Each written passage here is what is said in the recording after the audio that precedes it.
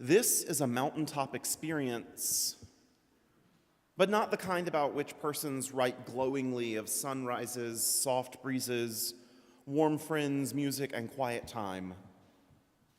On this mountain, the subject is death, and the frightening presence of God reduces those present to silence. That's how Fred Craddock wraps up his commentary on this gospel passage from Luke. The gospel text today takes place a week after Peter says that Jesus is the Christ, is the Messiah, is God's anointed one. Peter has been directed to keep that a secret, and Jesus has predicted his own death for the first time. As he's praying, Moses and Elijah, symbolizing all of the law and the prophets, as Luke continues to remind us that Jesus was a devout Jew, appear and start talking with him. Our passage from 1 Corinthians has been used in history as a way to discriminate against and cause violence toward our Jewish siblings. Face value readings that lead to that miss that both Jesus and Paul were devout Jews, and that God's covenants with the Hebrews are eternal. Luke tells us that Jesus, Moses, and Elijah are speaking of Jesus' departure, which he was about to accomplish at Jerusalem. Jesus is about to head to Jerusalem where he knows he'll face death. If you couldn't tell from the beginning of the service, I really like how the collect puts it, knowing that this is the gospel for today. O God, who before the passion of your only begotten Son revealed his glory upon the holy mountain. Luke also tells us that when the cloud surrounds them, which is what I feel like looking out our clear windows right now, when they're engulfed in the presence of God, the disciples are struck quiet. Even Peter, who has to talk, even when he doesn't know what he's saying, is struck quiet. I don't really celebrate pre-Lent. I preached on that last year.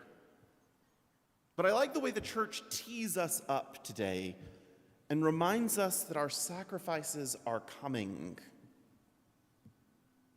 I like the way that we can't forget that following Jesus means bearing our crosses and being changed into his likeness as we behold by faith the light of his countenance. Please don't hear me saying that Lenten fasts are our crosses to bear. That phrase is fraught, and we can talk about it one-on-one another time. So many of us, though, are carrying heavy burdens, aren't we? We're in the midst of a discernment process about the future of this congregation.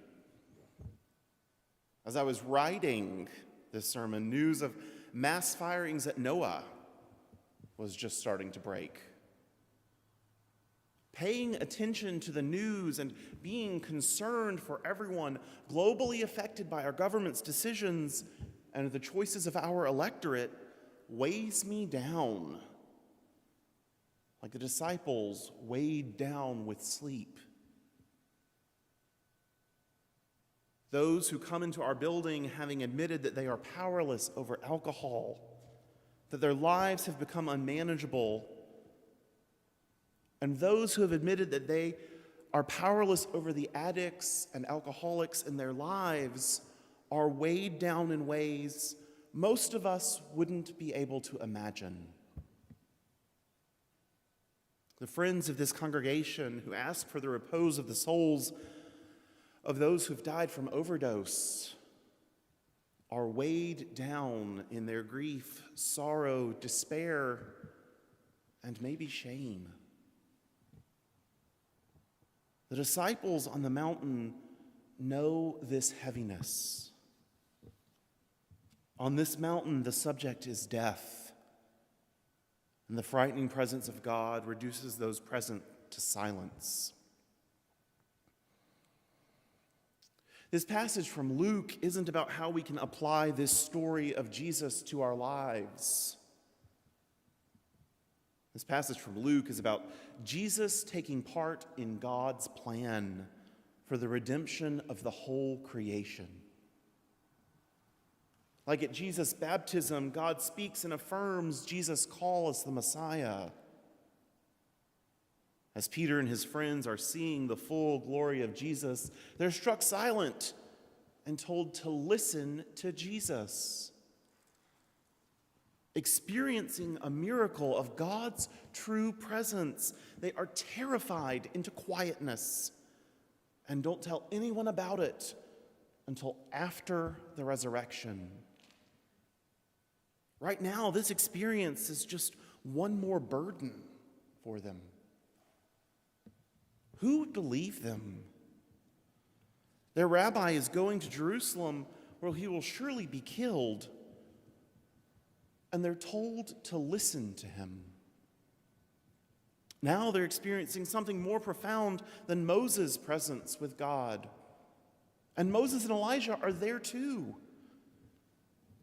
Before Jesus accomplishes his departure, before he gives himself up for the life of the world, his glory shines on the mountain. While these disciples are feeling weighed down, after the resurrection, when God's glory shines, having defeated death, they'll remember this miracle, they'll remember this encounter with God as good news. As we are weighed down by the changes and chances of life, the glory of God is waiting to be revealed to us. As we think about Lent and returning to God, however we've stepped away, we can remember that God is always there, waiting for us when we're ready. When the mere mortals, Peter, James, and John, encounter God's presence, they're struck with silence. As we discern our future together and start asking questions of one another and ourselves, maybe we can embrace silence without having to be struck quiet. We carry crosses ourselves, and we are concerned for the whole world. God demands that we listen to Jesus and follow him where his path goes. Maybe, like Peter, James, John, and Jesus, we can go off by ourselves some and sit in solitude and observe Sabbath. None of us knows what tomorrow holds. I don't know what this afternoon holds. None of us knows what our Lenten journeys or our congregational discernments will yield. We never truly know the heavy burdens that someone else is carrying, even as we offer to help them. And in our offers, we remember the one who carries our burdens, Jesus, the one who revealed his glory before his passion. As we go into Lent, Jesus calls to us with the comfortable words, "Come to me, all who labor and are heavy laden, and I will give you rest.